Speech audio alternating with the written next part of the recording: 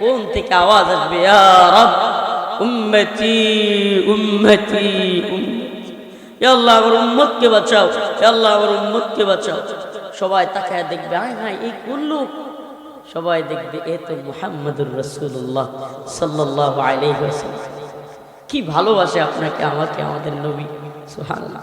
সিজদা থেকে মাথা তুলতে চাইবেন না, কাঁদতে থাকবেন, ইয়া রাব উম্মতি উম্মতি। আল্লাহ বলবে, ইয়া প্রিয় হাবিব আপনি মাথা তুলেন, আপনার উম্মত যারা নামাজ পড়বে, যারা দিন বুঝবে, যারা যে কোনো ভাবে দিনের সাথে লেগে থাকবে, আমি তাদেরকেই মাফ করে দিব। সুবহানাল্লাহ।